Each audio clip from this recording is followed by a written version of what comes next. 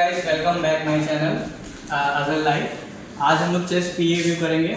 Mostly chest PO disease को respiratory या फिर लंग्स डिजीज जो होती है जैसे ट्यूबरक्लोसिस, निमोथोरैक्स या आपका ब्रोंक्यूल्स में जो इन्फेक्टेड होते हैं या फिर लंग्स में एनी डिजीज होती है उसको करने के लिए किया जाता है। उस पीए मीन्स पोस्टीरियर टू इंटीरियर। ये आपका पार्ट जो देख रहे हो ये पार्ट को बोलेंगे पोस्टीरियर, ठीक है, टूवर्ड्स द ट्यूब। जो पार्ट टूवर्ड्स द ट्यूब होता है पीए में उसको बोलते हैं posterior and the front part of the anterior is and front part of the anterior is ये कहाँ टूवर्ड्स होगा, ये टूवर्ड्स होगा हमारे बकी, इसे बोलेंगे क्वार्टर बकी, ठीक है।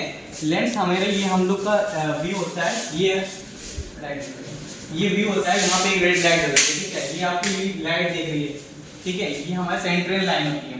इस लाइन को हम लोग सेंट्रल लाइन करते हैं। तो हम लोग चेस्ट पीओ कैसे करते हैं वो आपको एक्सप्लेन करेंगे, ठीक है। आपको ये पोजीशन करना है बैक में, ठीक है, दोनों पैर हटाइए, पैर हटाओ, हाँ ये करना है और ये ऐसे को पुश करना है, ठीक है।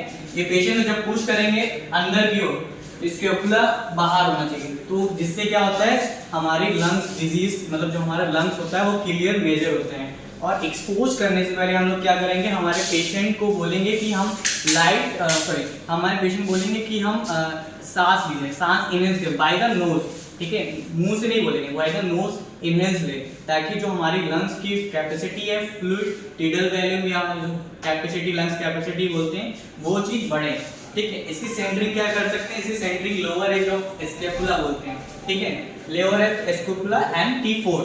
आपको एक याद करने के लिए T4 कर सकते हो, और कोई को पूछे कि T4 कहाँ पे होता है तो लोअर एज ऑफ स्कैपुला, ठीक है, स्कैपुला का लोअर एज को जो सेंटरिंग का हम लोग ले सकते हैं। तो हम लोग सेंटरिंग करते हैं, पेशेंट को बोलते हैं हिलिएगा नहीं, ठीक है, और सांस खींच के रोकिएगा। हम लोग सांस खींच के रोकेंगे और इस पेशेंट को एक्सपोज करने के लिए बोलेंगे।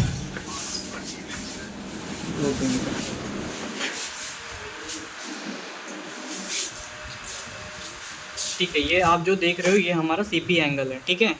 अगर पेशेंट की पोजीशनिंग एकदम करेक्ट होती है तो हमारे सीपी एंगल परपेंडिकुलर मतलब बराबर होनी चाहिए।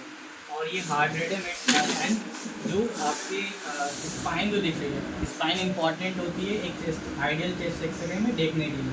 तो ये आपका लंग्स पूरा दिख रहा है, ब्रोंक्यूल्स क्लियर सीन हो रही है, ब्रोंचीज एंड ट्राकिया सीन हो रही है, रिप्स के सीन हो रहा है, मतलब जो पेशेंट एक्सपोजर है, पेशेंट पोजिशनिंग है, पेशेंट और पेशेंट का जो एक्सपोजर है वो करेक्ट है। तो इसी तरह के वीडियो के लिए हमारे चैनल पे बने रहिए। Thank you.